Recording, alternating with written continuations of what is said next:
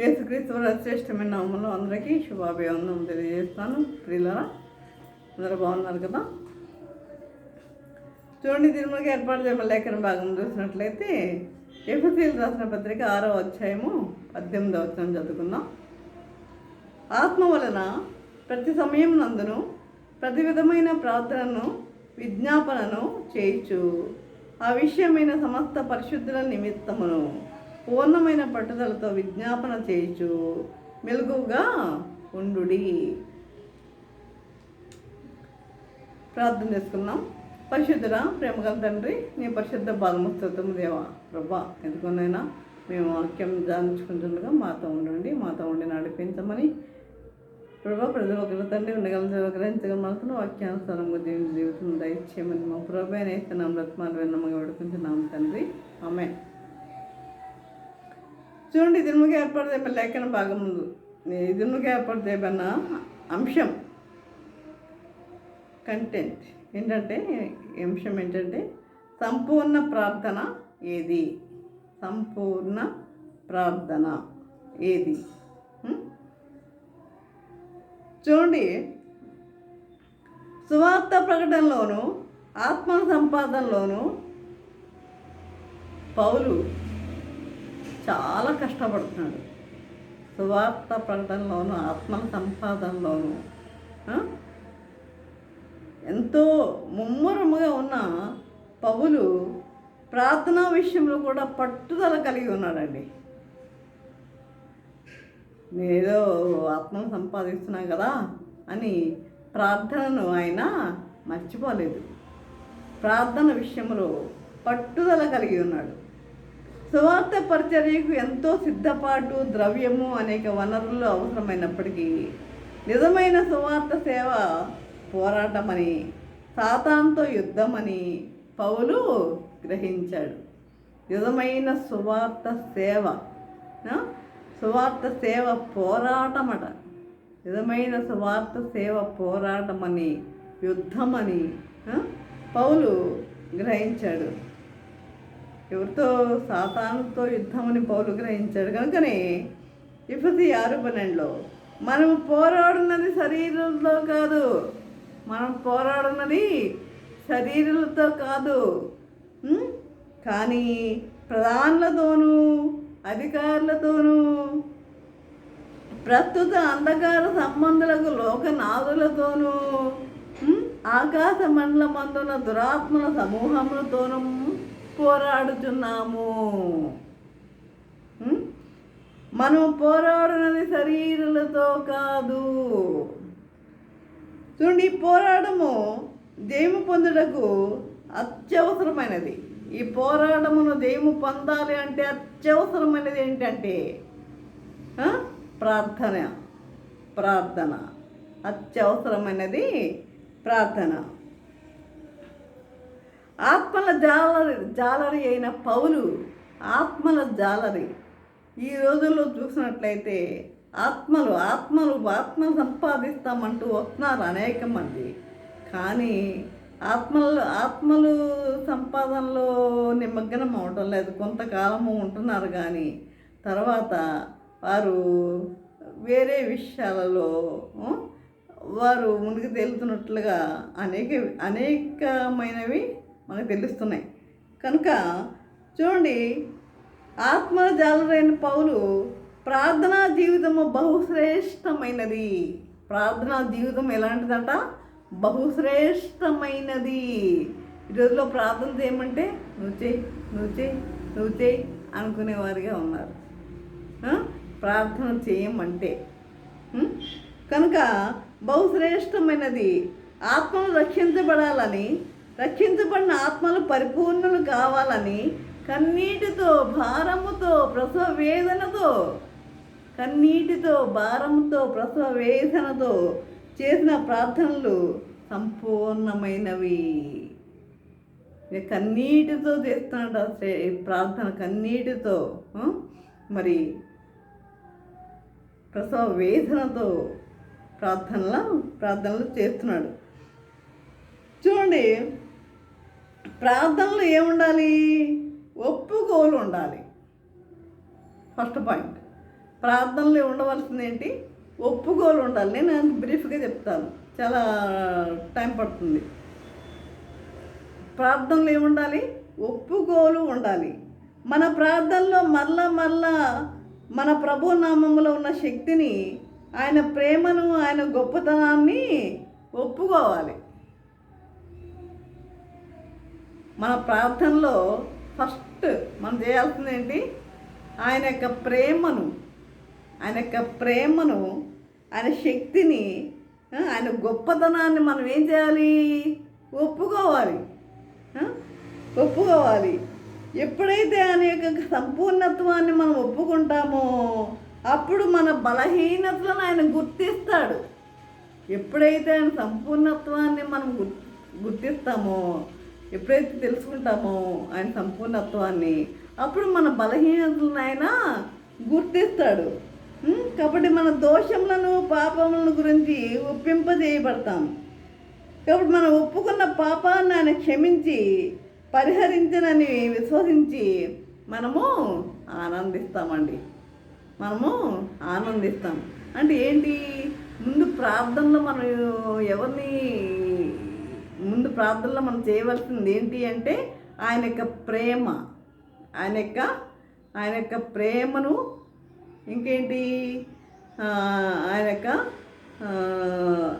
యొక్క ప్రేమను, తర్వాత ఆయన యొక్క గొప్పతనాన్ని మనము ఒప్పుకునేవారిగా ఉండాలి. ఆయన యొక్క ప్రేమను, ఆయన గొప్పతనాన్ని మనం ఒప్పుకునేవారిగా ఉండాలి. కనుక ప్రార్థనలో ఇంకేం ఉండాలట? సమర్పణ ఉండాలి. సమర్పణ జీవితం మనం కలిగి ఉన్నామా? సమర్పణ కలిగి ఉన్నామా? మనలను మనం ప్రభువుకు సమర్పించుకోకుండా మనము ఏం చేస్తాం? మన ప్రభువుకి సమర్పించుకోకుండా మన ఇష్టాన్ని, మన తలంపులను విడిచిపెట్టకుండా, అంటే చూడండి, కొంతమంది 2 పడవల మీద కాళ్ళు వేస్తారు. యాకో పత్రికలో ఉంటుందండి. 2 పడవల మీద కాళ్ళు వేస్తారు. అంటే ఏంటి? అటు లోకము కావాలి, ఇటు ఏం కావాలి? దేవుడు కావాలి. 2 కావాలన్నమాట. అంటే మన తలంపులను మనం విడిచిపెట్టాం, కానీ ఆయన కావాలి. మనకి ప్రభువు కావాలి. మన తలంపులను మనము విడిచిపెట్టకుండా, మన ఇష్టాన్ని మనం విడిచిపెట్టాం, మన తలంపులను మనం విడిచిపెట్టకుండా మనం చేసిన ప్రార్థనల వల్ల ఎటువంటి ప్రయోజనం ఉండదు. నీకు అనేక కష్టాలు వచ్చి తీరుతాయి. ఖచ్చితంగా అనేక కష్టాలు వచ్చి తీరుతాయి. అంటే వాళ్ళకనే కాదు, క్రైస్తవుల తర్వాత ప్రతి ఒక్కరికి కష్టాలు ఉంటాయండి. కష్టాలు మాకు లేవు అన్నవాళ్ళు ఎవరు లేరు.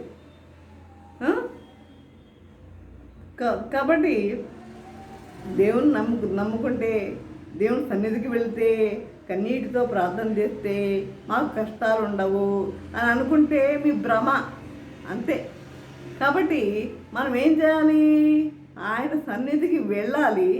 మనము సంపూర్ణముగా ఆయనకు మన జీవితాలను సమర్పించుకునే వారిగా ఉండాలి. మన ఇష్టాలను, మన తలంపులను మనం ప్రక్కగా పెట్టాలి. ఒక దేవుని మీద మనం డిపెండ్ అయ్యి ఉండాలి.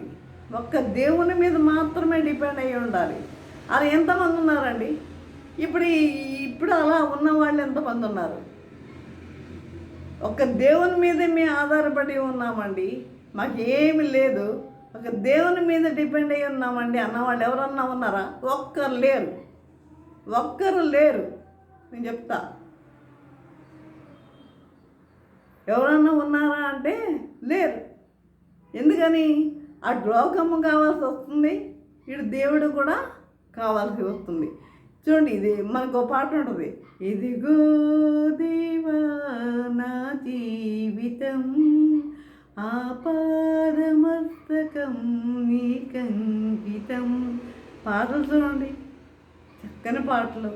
కానీ ఆ పాటకు తగ్గట్టుగా మనం జీవిస్తున్నామా? ఆ పాటకు తగ్గట్లుగా మనం జీవిస్తున్నామా? ఆయనకు అంకితం చేస్తున్నామా? మనము ఎవరికి అంకితం చేస్తున్నాం? దేవునికి మనం అంకితం చేస్తున్నామా? కనుక తన ప్రార్థనలో తన దేవుని చిత్తాన్ని గ్రహించి ముందుకు సాగేవారిగా ఉండాలి. మన ప్రార్థనలో మనకు కావాల్సినవన్నీ మనం ఏం చేయాలంట? ఒక కాగితం మీద రాసుకొని దేవునికి సమర్పించి దేవునికి ఇచ్చి దేవుడు అందులో ఏమి రాస్తాడో దాని ప్రకారం మనం జీవించేవారిగా ఉండాలి. దాని ప్రకారం సిద్ధపడ్డ వారే నిజముగా సమర్పించుకున్నవారు. నిజముగా సమర్పించుకున్నవారు వాళ్ళు. మనము రాసుకోవడం కాదు, ప్రభువా నాకు వివాహం చే, ప్రభువా మాకు ఇల్లు కావాలి, ప్రభువా నాకు బిడ్డలు కావాలి, ఇది కాదు. మనము దేవునికి వైట్ పేపర్ ఇచ్చి ఆ పేపర్ మీద ప్రభు ఏమి రాస్తాడో ఆ విధముగా మనము జీవించే వారిగా ఉండాలండి. ఆ విధంగా జీవించాలని ప్రభువు తెలియజేస్తున్నాడు. ఆ విధంగా సమర్పించుకోవాలని.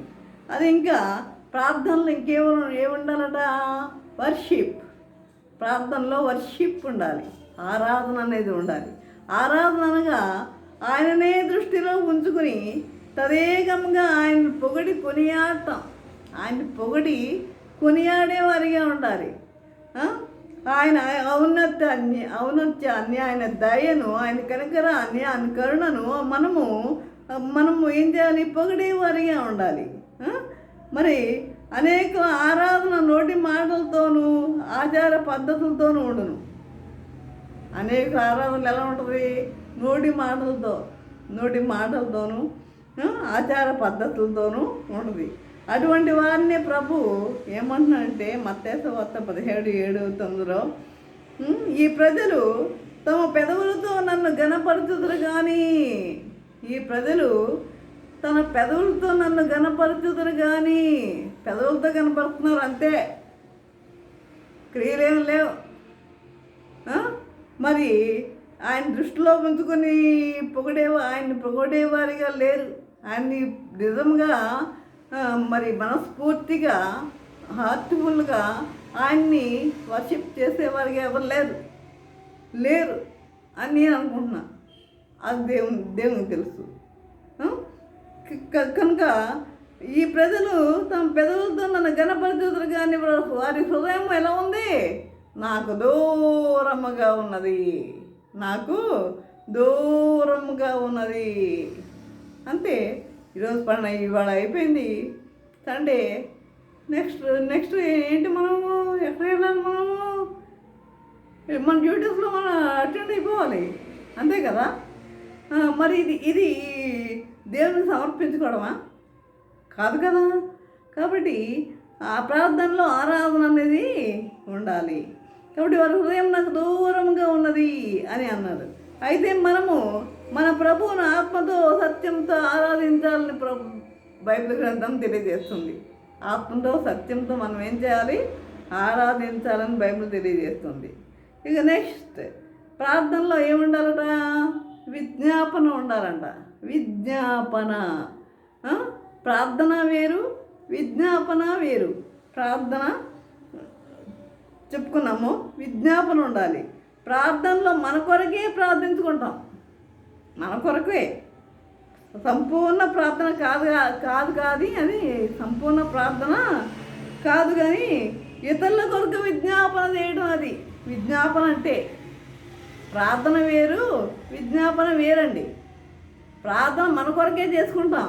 ప్రభా మమ్మల్ని దీవించు, ప్రభా మా ఇంటిని దీవించు, ప్రభా మా పిల్లలను దీవించు, ప్రభా మా ఇది ప్రార్థన మనం చేసుకున్నది. విజ్ఞాపన అంటే ఇతరుల కొరకు కూడా మనం ప్రార్థించాలి. ఆ ప్రార్థన ఎవరైనా చేస్తున్నారా? ఇతరుల కొరకు ఎవరైనా ప్రార్థన చేస్తున్నారా? ఎవరైనా మరి మన సయ్య మీద ఎవరైనా ఉంటే వారి కోసం ప్రార్థిస్తున్నారా? కనుక మరి విజ్ఞాపన చేయడం ప్రార్థనలో భాగమని గుర్తించాలి. అది యాకోబు పత్రిక 5:16 నీతిమంతుని విజ్ఞాపన మనఃపూర్వమైనదై బహు బలము గలదై ఉండును. నువ్వు విజ్ఞాపన చేస్తే అది ఎలా ఉంటుందంట? బహు బలము గలదై ఉంటుందంట. నీతిమంతుని ప్రార్థన బహు బలము గలదై ఉండును. కనుక అట్టి ప్రార్థన ఏం చేస్తుంది? ఆత్మలను రక్షిస్తుంది. ఇతరుల కొరకు, వారి భారముల కొరకు, వారి స్థానములో మనల్ని ఉంచుకొని, ఇతరుల కొరకు, వారి భారము కొరకు, వారి స్థానములో మనల్ని ఉంచుకొని దేవునికి మొరపెట్టుటే విజ్ఞాపన ప్రార్థన. విజ్ఞాపన ప్రార్థన. అదే చూడండి, సొదొమ అగ్నిశిక్ష నుండి లోతు కుటుంబం తప్పించబట్టు కొరకు అబ్రహాం ఏం చేశాడు? దేవునితో విజ్ఞాపనం చేశాడు కదా. కాబట్టి మనం ప్రార్థించినప్పుడల్లా పాడైపోతున్న వారి కొరకు, నాశనమైపోతున్న వారి కొరకు, అనారోగ్యంతో బాధపడుతున్న వారి కొరకు, ఇక్కట్లతో బాధపడుతున్న వారి కొరకు, కష్టాల్లో నిందల పాలే ఉన్న వారి కొరకు మనం ప్రార్థించాలి. పాడైపోతున్న వారి కొరకు, ప్రభుని ఎరుగిన వారి కొరకు దేవుని సన్నిధిలో మనం చేయాల్సింది ఏంటి? విజ్ఞాపన ప్రార్థన మనం చేసేవారిగా ఉండాలి. ప్రియులారా, ఎప్పుడన్నా చేశారా విజ్ఞాపన ప్రార్థన? ఇప్పుడు ఒక రోజన్నా మరి సండే చర్చిలో సండే కాకుండా ఒకరోజు విజ్ఞాపన ప్రార్థన వరకు మరి టైం కేటాయించవచ్చు కదా. రారు. టైం కేటాయించుకొని ఒక విజ్ఞాపన ప్రార్థన కొరకు మనం ఈరోజు మరి పెట్టుకున్నాం అని ఎవరన్నా ముందుకు వస్తున్నారా? కాదు. మరి పనులకి భారంగా మరి కష్టమైపోతుంది కదా. మరి ఈ విధంగా ఇంకోటి చూసినట్లయితే ప్రార్థనలో దేవునితో సహవాసం ఉండాలి. ప్రార్థనలో ఏముండాలట? దేవునితో సహవాసం ఉండాలి. ఆయనతో సహవాసం ఉండాలి. ప్రార్థన అంటే దేవునితో మాట్లాడటం మాత్రమే కాదండి. ప్రార్థన అంటే దేవునితో మాట్లాడటం మాత్రమే కాదు, కానీ దేవునితో సంభాషించుట, ఆయనతో సంభాషించుట. దేవుని ముందు కొన్ని మాటలు వల్లించడం మాత్రమే కాదు, కానీ దేవుని స్వరం వినాలి మనం. ఆయన స్వరం ఎవరన్నా వినారా? ఆయన స్వరాన్ని విన్నవాళ్ళు, ఆయన స్వరాన్ని వినేవారిగా ఉండాలి. మన విషయాలు ఆయనతో చెప్పుకొని ఆయన ఇచ్చే జవాబులను, సలహాలను ఆలకించి ఆయన ఇచ్చే అంటే మన యొక్క విషయాలను ఆయనతో చెప్పుకొని ఆయన ఇచ్చే జవాబులు మనము ఏం చేయాలి? సలహాలను ఆలకించి ఆనందించుటే సహవాసం. ప్రార్థన అంటే దేవునితో ముఖాముఖిగా మాట్లాడుకోవడమే. హనోకు దేవునితో సహవాసం చేశాడు. సహవాసం చేసి ఆయనతో నడిచాడు కదా.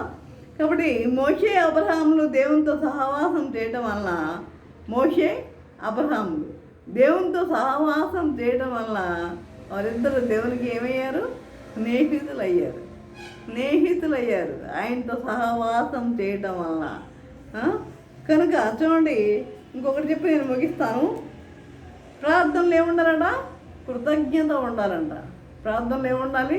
కృతజ్ఞత ఉండాలి. ప్రార్థన అంటే కొందరు కేవలం అడుక్కుంటే అనుకుందరు, కానీ అడిగిన వాడిని పొందామని నమ్మి కృతజ్ఞత చెల్లించరు. అడిగిన వాటిని పొందామని నమ్మి కృతజ్ఞత చెల్లించరు. కొంతమంది జవాబు పొందుతారు, కానీ దానికి చేసిన మేళ్లను మర్చిపోయే వారిగా ఉంటారు. అదే నువ్వు ఆయన చేసిన మేళ్లను, ఉపకారములను జ్ఞాపకం చేసుకొని ఆయనకు కృతజ్ఞతాస్తుతులు చెల్లించుట ప్రార్థనలో ఒక భాగం. కనుక కృతజ్ఞతార్చన కీర్తనలు 104 చూడండి. కీర్తనలు 104 చూసినట్లయితే, కృతజ్ఞతార్పణలు చెల్లించు ఆయన గుమ్మములలో ప్రవేశించుటి. కృతజ్ఞతార్పణలు చెల్లించు ఆయన గుమ్మములలో ప్రవేశించుటి అని రాయబడి ఉంది కదా. మరి ఎందుకు మర్చిపోతున్నాం మనం ఆయన చేసిన ఉపకారాలకి? ఆయన చేసిన ఉపకారాలు మనం కృతజ్ఞత ఎందుకు ఇవ్వలేకపోతున్నాం, చెప్పుకోలేకపోతున్నాం కృతజ్ఞత? కాబట్టి ఈ విధంగా ఇంక చూసినట్లయితే ప్రార్థనలో ఏముండాలట? స్తుతి ఉండాలట. ప్రార్థనలో స్తుతి ఉండాలి. మన ప్రభువు స్తుతుల సింహాసనంపై ఆసీనుడై ఉండేవాడు. స్తుతుల సింహాసన ఆసీనుడు మన ప్రభువు. స్తుతుల సింహాసన ఆసీనుడై ఉన్నవాడు. ఆయన మనకు చేసిన మేళ్లకు వెండి బంగారాలు పండ్లు ఫలహారాలు ప్రభు కోరట్లేదండి. ఇవన్నీ ఆయనకి అవసరం లేదు. ఇవన్నీ కావాలా? ఆయనకి బంగారము వెండి పండ్లు పలహారాలు అరటికెళ్ళు ఇవన్నీ కావాలా ప్రభుకి? ఇది కాదు కావాల్సింది. ఆయనకు కావాల్సింది ఏంటంటే మనం ఆయనకు స్తుతులు అర్పించాలని ఆశిస్తున్నాడు ఆయన. కీర్తన 50:23 చూడండి.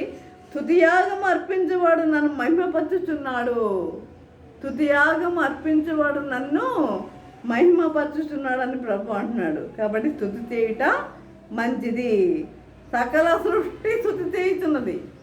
సకల సృష్టి స్తుతి చేయుచున్నది.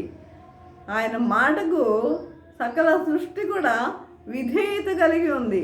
ఆఖరికి సముద్రంలో చేప పిల్ల కూడా ఆయనకు విధేయత చూపింది. షెకేల నాణ్యాన్ని నోట్లో పెట్టుకొని పేతుడికి అందించింది. కాబట్టి సకల సృష్టి అదేవిధంగా మరి పరలోకంలో కూడా దూతలు పరిశుద్ధుడు పరిశుద్ధుడు పరిశుద్ధుడు పరిశుద్ధుడు నిత్యము స్తుతిగానం చేస్తూ ఉంటారు. కాబట్టి ఈ విధముగా చూడండి, యెషయా 38:19 సజీవులు సజీవులే కదా నేను స్తుతించేది. అంతే కదా, బ్రతుకున్న వాళ్ళే కదా ఆయన స్తుతించేది. చనిపోయిన వాళ్ళు ఎవరు స్తుతించలేరు. సజీవులు సజీవులే కదా నేను స్తుతించుదురు. ఈ దినమున నేను సజీవుడనై నిన్ను స్తుతించుచున్నాను. ఈ దినమున నేను సజీవుడై ఉన్నాను కనుక నిన్ను స్తుతించుచున్నాను అని హిజ్కియా అంటున్నాడు ప్రియులారా. కాబట్టి ప్రభును స్తుతించడం వల్ల మనము బలపడతాం. బలము, దేవుడు బలాన్ని మనకు అనుగ్రహిస్తాడు. కాబట్టి ప్రతి విధమైన ప్రార్థనను విజ్ఞాపనను చేయొచ్చు. సమస్త పరిశుద్ధుల నిమిత్తము పూర్ణమైన పట్టుదలతో విజ్ఞాపన చేయొచ్చు. మెలకువగా ఉండుడని బైబిల్ ఏం చేస్తుంది? హెచ్చరిస్తుంది. ఎఫెసీ 6:18. కాబట్టి మనము ప్రార్థన ఎలా ఉండాలంట? సంపూర్ణమైనదిగా ఉండాలంట. మన ప్రార్థన సంపూర్ణమైనదిగాను పట్టుదలతో కూడినదిగాను పరిశుద్ధుల కొరకు విజ్ఞాపన చేయనదిగాను ఉండాలి. పరిశుద్ధుల కొరకు మనం విజ్ఞాపన చేయనదిగాను ఉండవలను. ఈ అంత్య దినాల్లో మనం ప్రార్థనలో ఎలా ఉండాలన్న? మెలకువగా ఉండాలి. మెలకువగా ఉండి ఎవరిని ఎదిరించాలి? దుష్టుని, ఆ సాతాన్ని మనము ఎదిరించే వారిగా ఉండాలి. శోధనలో ప్రవేశించకున్నట్లు మెలకువగా ఉండి ప్రార్థించడానికి చెప్పిన ప్రభు మాటకి మనం ఎలా ఉండాలి? విధేయులై ఉండాలి ప్రియులారా.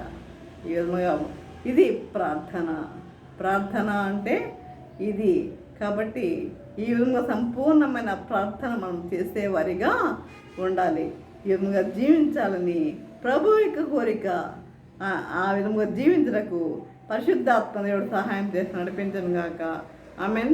ప్రార్థన చేసుకుందాం. పరిశుద్ధుడా, ప్రేమగల తండ్రి, నీ పరిశుద్ధ పాదం స్తోత్రం దేవా ప్రభా.